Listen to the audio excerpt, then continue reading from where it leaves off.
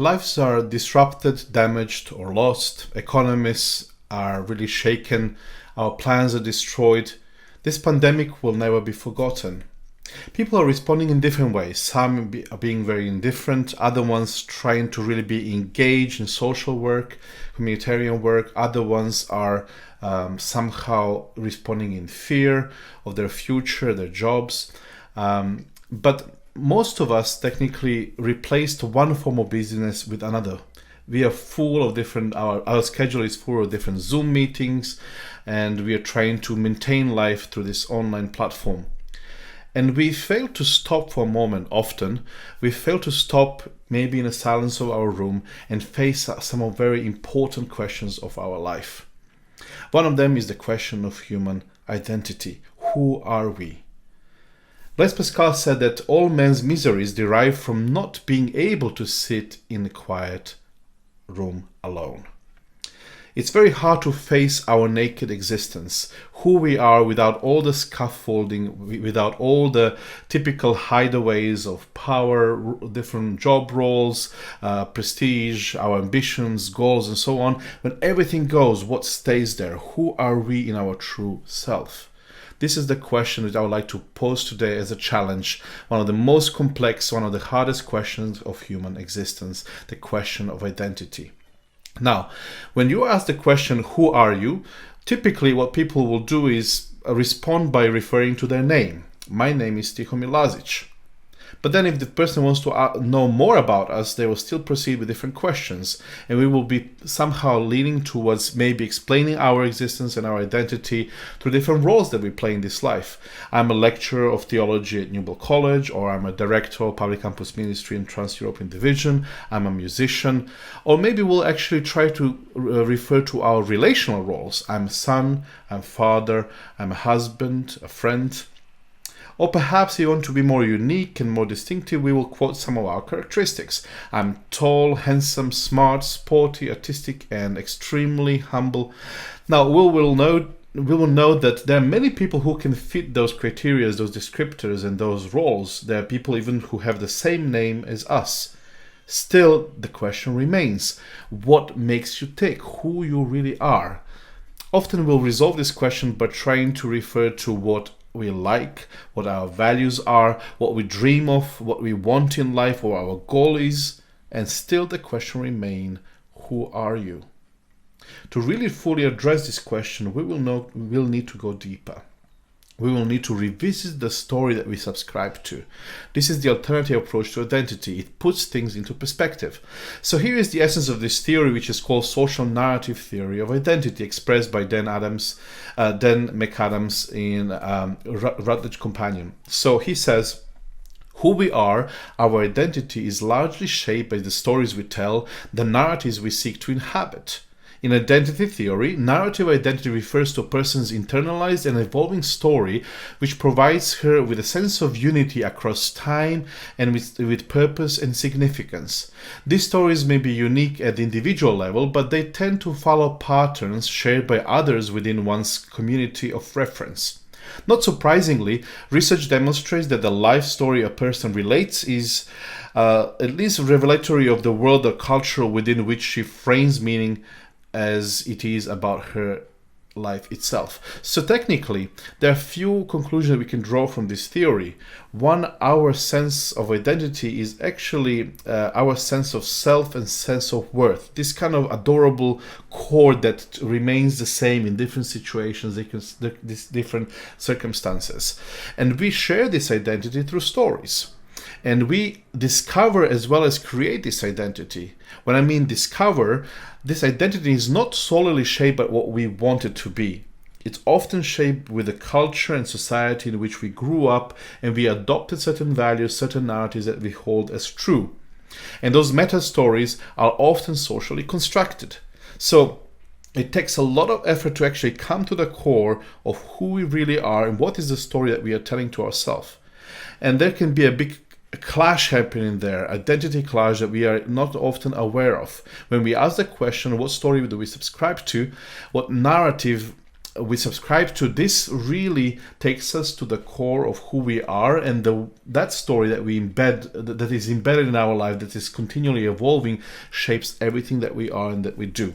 Now, just to demonstrate how important it is to really be aware of that story, because it changes the perspective and everything, I will refer to a story of a famous school, Canford School, who technically adopted the building from the previous museum of this ancient cultures, Assyrian Babylonian culture, in 1920s, when the council decided to really change the purpose of this particular edifice here.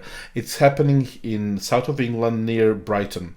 So this school was visited by a famous Assyriologist called Sir Austin Layard, who entered the school, and then he noticed that there is an object there in the middle of the corridor which just stands there, and it's being used for different purposes. And he inquired about it, and then students are telling that they actually have their branch on this stone, they're using for table tennis, and they're chatting, they're hanging around, but it's a bit of a nuisance because it's there straight in the middle of the hall. And when he approached the stone and he saw the details, his face changed. He was shocked. And then he immediately went to the train station and went straight to the British Museum in London and brought the team of experts who came there, and they examined the stone in details for over a few days. And then they discovered that actually this stone is a very famous stone from this Assyrian kingdom. It's a lost Assyrian stone, belongs to the throne room of Assyrian king called Ashur-nasir-pal II, the king with an unpronounceable name, from 9th century before Christ. Now suddenly, the stone was being put on the auction, and it was valued at $11.9 million at the time. In one scenario, this stone is a useless object in the middle of the room. It's a bit of a nuisance. On the other side, this stone is now sold for such a great money. So what's changed? It's still the same object, it's still the same stone, nothing changed about its consistency, but what changed is the perspective. Once we see things for what they really are, we change our attitude towards them. Seeing things for what they really are invites us to readjust our estimations, our evaluations, our behaviors as a result. Because those stories that we attach to certain objects and certain entities in this world, they make us see them differently. Same with identity stories. There are multiple clashing narratives around us, and it matters which one we take and embody and internalize as our own. If this universe and ourself in it is a story of indifference, we are somehow here as a result of some accident that happened, of some kind of chemical reactions, and we are now on this long journey of evolving, and only the stronger ones will survive. Then even this pandemic is nothing unexpected. Maybe it's necessary for the strongest to survive, for those who are weak and vulnerable to just go. And this is a story of indifference. We are alone in this universe, and our value is very minimal. Now, if this is a story of fear, some ultimate being who is revenging and punishing the humanity for sins and causing all this pain and suffering, and then we are scared from life, and we are trying to go through this anxious, process of self-examination. What did we do wrong? What do we need to change? How to please this deity? That can be our story, and it changes the way we relate to others and to God. Distrust is in the base of that, and fear. Now, what if this is a story of love at war? The whole universe actually being the story of a deep engagement and solidarity. That somehow we also have the place in that kind of story. Yet this story, of course, is in imperfect conditions of war. It changes the way we act in this crisis. It changes the way we view ourselves and our role. So if this is a cosmic story, love at war, how does our identity look like in the light of that? How to discover this place in God's story of love also becomes a key question.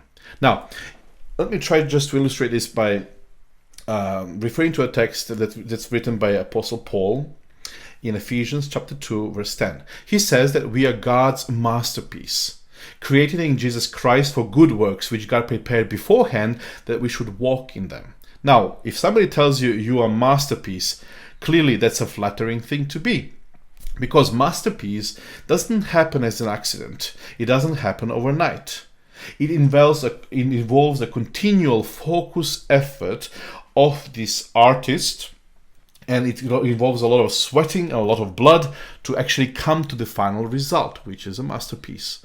So the story of this masterpiece does not start in itself. It was in the mind of the artist first. So here is the ultimate reference point which determines the value of this masterpiece. Who is behind it? What is the plan, the master plan behind this masterpiece? The text says that we are created in Christ Jesus. Interestingly, that the story of this masterpiece does not start with itself, with just masterpiece. It begins much earlier with the artist, with God himself, who is ultimately revealed in the person of Jesus Christ. So our story as God's masterpiece does not start with ourselves, but with him, with God himself. We are in this kind of theodrama, this slowly evolving story of God's love at war, and the center of the story is his culminating in ultimate revelation in the person of Jesus Christ. We are God's masterpiece created in Jesus Christ for good works. God has particular mission and role for each one of us, a unique mission, and he has great plans for us. Our life has a purpose and it's irreplaceable. It's part of this God's masterpiece, which is not only individually understood, but all our lives together, intertwined, interrelated, creates the masterpiece. He reveals his likeness and his image in us as a community. So this is a great gift given to us. The value is ascribed to us by God himself, but also a great calling to actually discern what are those great works that he prepared. What is this greatness that God prepared for us, that we should walk in them? So this perspective suddenly changes human life from being an accident, a nuisance even, or devalued entity in this world, into something which has ultimate value. So this is what gives us high value, the story and perspective that we internalize through this narrative of God's masterpiece. So this helps us to give sense of our life. Can also help you to embrace your brokenness and limitations as the essential and meaningful part of your life. If God didn't cause it but allowed those things, some of them being very, very even painful, perhaps he can also use this to create beauty out of ashes. It gives us a strong sense of purpose and orientation. It provides recognition that you are part of something greater than yourself, something that transcends you. It enables you to fulfill your cosmic role and to make this cosmic impact. This story reminds you that you are made for more. So how do we discover this story in God's masterpiece and in God's story of cosmic expression of his love in war? So I would suggest that we look in three directions. So now this is not a detailed step-by-step blueprint that each person should then follow and somehow magically discover the answers to one of the most perplexing and challenging questions of human existence, the question of identity. But still, it's a useful strategy how you could approach the issue. First, you look up. And really, if you're talking about discovering our story in God's story, we need to understand that this up actually is this artist, this creator who created us as his masterpiece.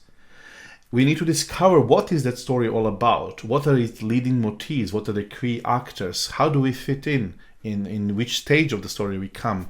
And this is possible for us if you really study scripture from that perspective of a big unfolding story of God's love. Now, we need time for that. We need time to study the Bible. Also time to reflect, to discern our unique place in that story. There is a time for prayer needed, maybe in conversation with others. And the whole process of discovering what God's given role is in his story is actually similar to the attempt to find the right radio station radio receptors, so you are really going to different channels, and there is a bit of a background noise, there is mixed signals there, but then you discover something and you play around it and you try to tune and to really get the right frequency, and then you can hear the voice. Often this process of trying to find God's voice is similar to that. You search different channels, you read Bible, you pray, you talk to others, and many different ways how God can actually communicate to you. He has a special channel for you, which is very unique and will not be cut paste from other people's experience. It will be a love language understandable to you.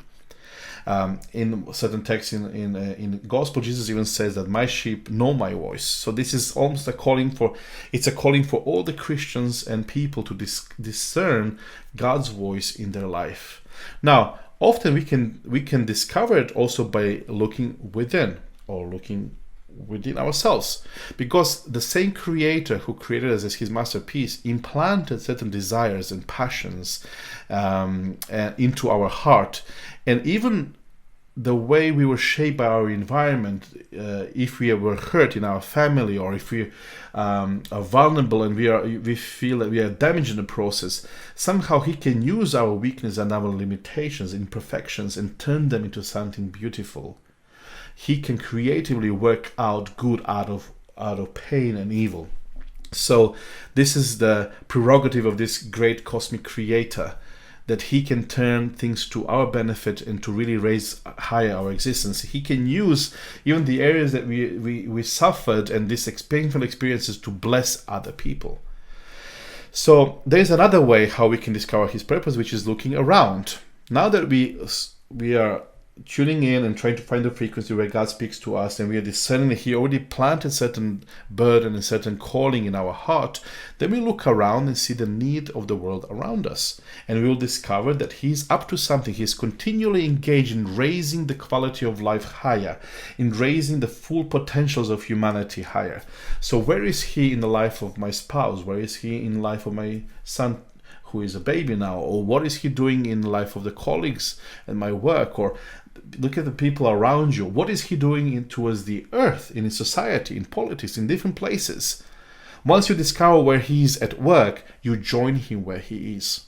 Of course, we can't feed all the hungry kittens in the world and resolve the major world's issues of famine and starvation, but we can do our part, a significant part in that whole overall story.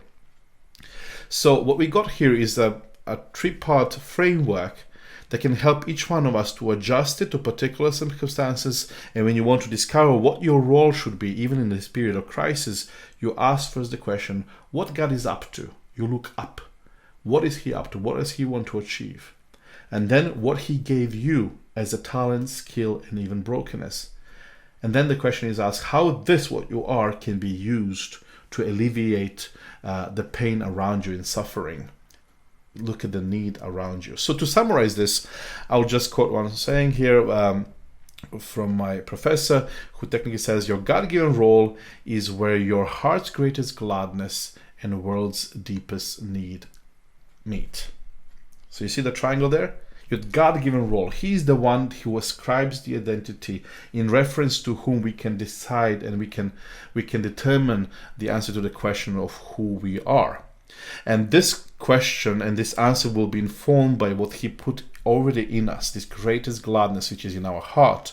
And when we see the need around us, somewhere there in the middle of this triangle is the place where you need to be. So here we go. To discover this story, we need to look in different directions. The key question, if you really want to return to yourself and face your naked existence, your core self, is related to the question, what story do you subscribe to? And I would like to encourage you to really accept and internalize God's story of you being His masterpiece, created in Jesus Christ for great things. Now, remember, your story is part of God's story. You are made for more. Let God give you the courage to ask hard questions, to face yourself and remove all the scaffolding of your life so that you can see who you really are. Let Him give you the courage to discover your unique place in His cosmic story of love. And let Him give you the courage to be open to His Spirit fully, so you can be empowered to fulfill your mission in this ever-changing and damaged world. And let Him give you the courage to stand up for and embody the greatest story ever told, the story of God's love in the context of war. So the key question for you is, what story do you subscribe to?